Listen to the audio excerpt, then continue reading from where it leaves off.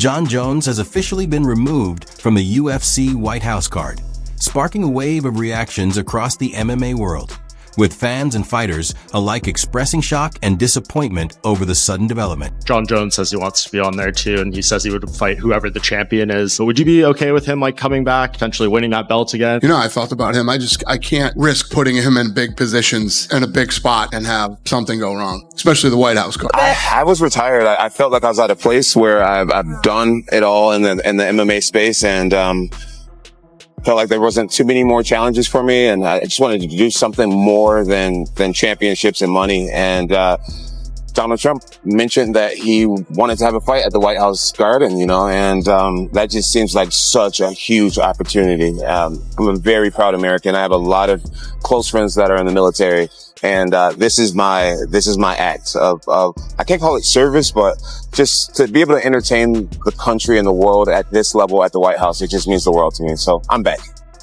So they've announced this White House UFC fight. Can we expect to see you on the card? I can't promise anyone anything, but I have a very strong feeling that I'll be on that card. It's going to be historic. But who would you take on? Who would be your dream opponent? I would want to take on whoever's holding the belt at the end of the year. Any possible names you think? Well, as of right now, the champion is Tom Aspinall, but we'll see who's the champion at the end of the year. The only thing to have an American guy fight for the championship that night, I'd be willing to put it all on the line. Nice. And that's a good thing, because we're going to put on the best card we've ever done for that White House event. You know what I mean? It's going to be it's a one-of-one experience. Like when we did the Sphere, it's the Sphere on steroids. I mean, it's going to be a one-of-one event. There'll be nothing like it ever again. With regard to Conor McGregor, what is the holdup with his return? What do you mean? Well, I mean, the Ultimate Fighter was over back in August, and I can't imagine the plan was for him to be out as long as he's been. Well, first problem was that he broke that shin bone. He was recovering from that. That was one of the reasons we had it. And the other problem is he's fucking rich. Conor McGregor doesn't need money. So are we at a point here where Conor McGregor may never fight for the UFC? Can you say that? If you had shitloads of money, would you be sitting here right now asking me this fucking question? No. No, you would not. That just answered your question. I answered no. So you're saying there's a chance that Conor McGregor will not fight again for the UFC? I don't know. Conor McGregor's got a lot of money. And, anytime we get Conor, we'll be happy to, be thrilled when he comes and fights. But money complicates a lot of things. He just filmed a movie. He's got to do the press for the movie, and he's got obligations with that. And he does want to fight this year, but we'll see what happens. After months of delays, silence, and avoiding any real commitment to a fight with Tom Aspinall, it seems the UFC has finally drawn the line. For many fans, this feels like long overdue karma. While Aspinall has stayed ready, in shape and respectful, he's been left in limbo, waiting on someone who never truly intended to step up. Jon Jones kept teasing a return, dropping training clips, and making brief public appearances, but never followed through. Jon Jones is known for being unpredictable in more ways than one, both inside the octagon and outside of it, so he can't be upset or disappointed when Dana White says, look, the White House card is something that logistically is already difficult enough. It's a security nightmare, but I also don't know, quite frankly, if I can trust Jon Jones in a spot like this. Tom Aspinall just retired Jon Jones. Just as he predicted, Tom Aspinall, over a year ago, I think, said, I will retire this man without even having to fight him. He's never going to fight me. And despite all the umming and ahhing and all the fucking pretending that he was going to actually ever get in the cage with Tom Aspinall, Jon Jones has done what we always knew he was going to do. He's tucked tail and ran. Imagine calling yourself a goat and yet behaving like such a duck. I mean, this is like back in the playground. Jon Jones has got a bike. Tom Aspinall's come over and goes, give us your bike now. What you have to do then is fight. You have to defend what your shit is and say, no, you're not going to take this. And do you know what Jon Jones did? You have it. I don't want to fight. You can have it. This is unbelievable. The greatest of all time. What a load of shit. I'm sorry. Never going to call that him the GOAT. Ever again. Because being the greatest of all time is not just about winning. And that's what Jon Jones doesn't understand. It's about how you conduct yourself throughout the whole of your career. Are you willing to fight the biggest challenges, the biggest tests, go in there and test yourself against everyone? And Jon Jones proved Without a shadow of a doubt, his biggest test stepped up and he bottled it well and truly. Remember this clip from like over a year ago when Jon actually met Tom in person? Respect, man. All the best. Respect. All the best. Do a quick picture. Sure. Yeah? Let's get it. A face-off. No, okay. He wouldn't even face off with Tom Aspinall, let alone get in a cage with him. And after all of the fannying around and waiting for Jon Jones to man up and strap his balls on and defend his heavyweight title, because you've never really earned it. You beat a guy who wasn't even the champion. You beat Stipe. Oh my God, what a farce that fight was. But Jon Jones never signed a contract. Never gave Dana White a clear yes or no. Just more delays, more silence, and more wasted time. Now, that chapter is closed. The UFC's White House Card is moving on without him, and Jones is officially out. Meanwhile, Tom Aspinall is no longer stuck waiting. His next bout is locked in. He'll defend his interim heavyweight title against Cyril Gane this October in Abu Dhabi. For whatever reason, it falls apart and we never get to see Jon Jones versus Tom Aspinall, the UFC is not to blame. The UFC has, in my opinion, well, excuse me, I'll take that back. The UFC has, based on the conversations that I've had, not in my opinion, but what I'm reading and surmising and what's being told to me is they have made every effort in very good faith to make this fight happen. Now, obviously, when fights don't come to fruition, there's a multitude of reasons as to why fights don't happen. But in my opinion, if this fight doesn't happen, it's not because of the UFC. It's not because of Tom Aspinall as well. I think ultimately who will decide whether or not this fight happens or not is Jon Jones. Now, that's not some big breaking news, but I say that to say, yes, if Jon wants the fight to happen today, and I don't mean like the fight to actually be fought today, but like done deal today, it could be a done deal today. It's up to him, and it's always been up to him. Now, for a while, you could have said, all right, they have to meet whatever number, right? That 30 million was thrown out. Whatever that number is, Rogan walked it back. I had heard the same number, whatever. Point is, I believe that the UFC has met all the demands in a very favorable way for both guys. They both have demands. We know what Tom wants to a degree, and we know what Jon wants to a degree. I think ultimately it's on him. Now, we don't need to get into the whole, like, at what point do they need to pull the plug on this, and when's the deadline? We've done that song and dance a bunch of times, and I'm kind of tired of it. Like, they'll do it when they need to do it. They'll do it when they want to do it. They'll do it when they need Tom to fight. If Jon isn't going to be that guy. But I think at this point, there are some people who want to say, hey, the UFC didn't make Jones versus Ngannou. The UFC didn't make this big fight. The UFC didn't make that big fight. When the story is written on this fight, if it doesn't come to fruition, I don't think it will be on the UFC. I really think the UFC, based on what I'm hearing and have been told, I really think the UFC has done everything that they could to make it happen. Is the fight a done deal as of right now? No, it's not a done deal as of right now. So I don't know what he's hearing. Could it be a done deal as of today at some point? Could it be a done deal in 30 minutes? Yes. But is it a done deal as of earlier today when I was doing some digging? No. So I don't know if we add that to the 0.05 or the 0.5 that Pizzi said, but I wouldn't celebrate just yet. I had heard a rumor that Jon Jones wanted $30 million to fight Tom Aspinall. And I did hear that rumor. And I did hear that the UFC said yes, but it is not true. So Dana contacted me, said that rumor's bullshit. So I felt obligated to tell everybody that was a fake rumor. What do you think the amount is that Jon Jones would fight him for, or do you think it's an amount? Well, apparently Jon is thinking about retiring. Yeah. And he should. I mean, he's going to have to someday. He should. I'm not saying he should retire. I'm saying he should think about it.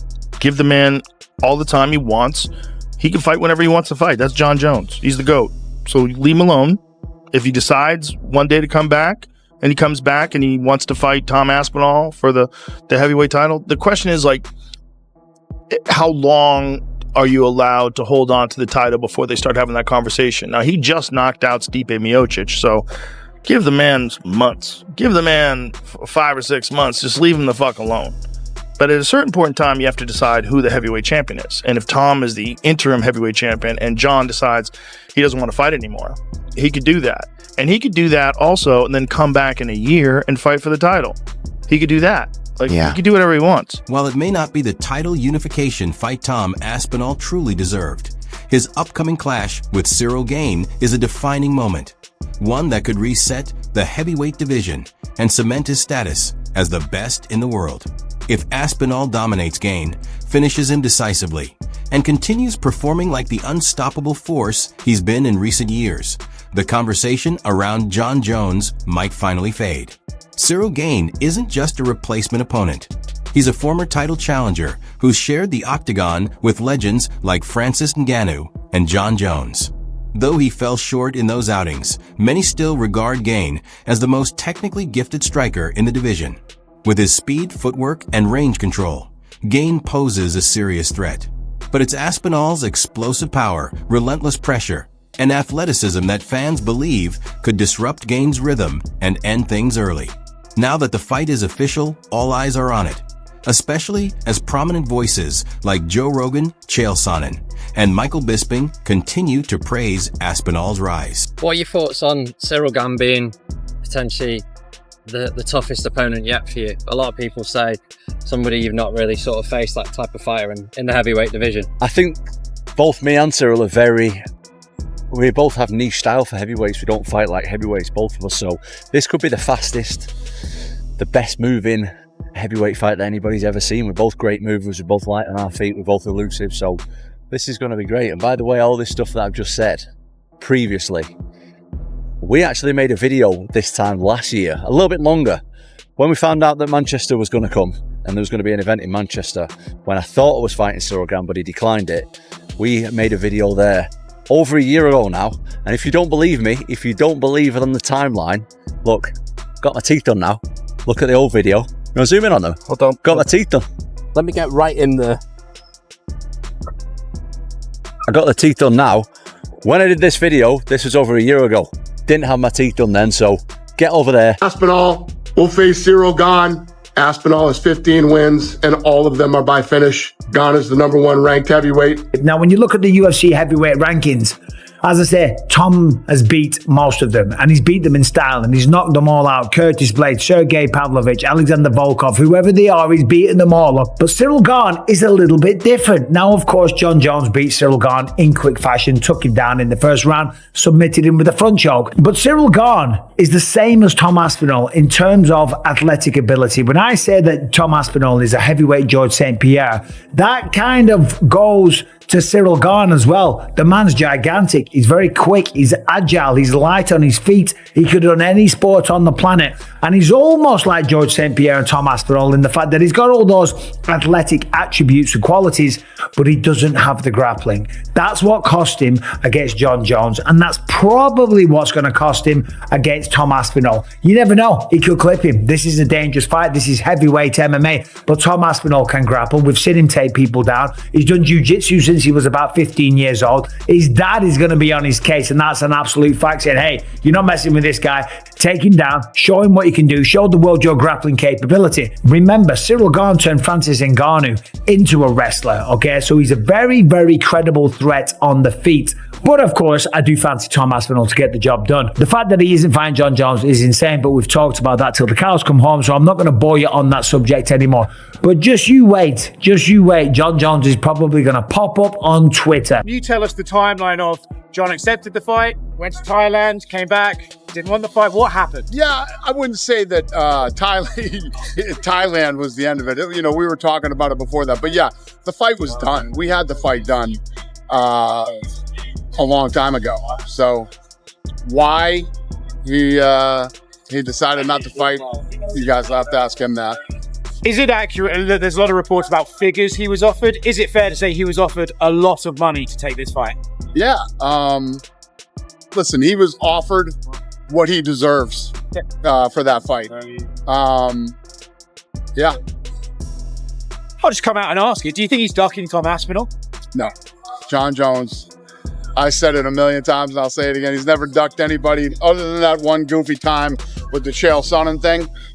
He's never ducked anybody. And, I think the reality is whatever changed his mind with this fight, I don't know. You'd have to ask him that. But, he's 38 years old and I don't know.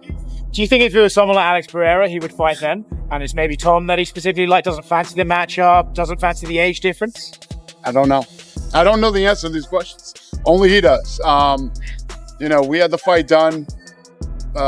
Listen, our job is to make the biggest fights we can make and the fights that the fans want to see. And that's what we try to do. But the minute somebody starts talking about retirement, my philosophy on that, you should do it. Yeah. Did you know about the stuff that came out of Albuquerque last night? I saw it today. When I saw it today, I said, oh, everybody's going to think this is why he retired. Maybe that is why he retired. Who the hell knows, man? But, I don't know. These are all questions you got to ask him. Yeah. We had the fight done. You saw me talking about it very confidently that this fight was going to happen. And then he changed his mind. Yeah. Two more quick ones for me. So for Tom Aspinall now, he's the heavyweight champion of the world. Does that defense he did against Curtis Blades count to his official defenses? Because then he would only have 2 more to equal Stipe, or does he have to start fresh now? You guys are throwing shit at me that I haven't thought about. I have no idea, but I don't know. Okay. It seems like the most obvious choice would be Cyril Gane for Tom, but is there a chance here maybe that to start the new without Jon Jones era, we should maybe do a big super fight and maybe convince Alex Pereira to move up, do an Aspinall fight, something like that? Or what are you thinking about the Tom fight?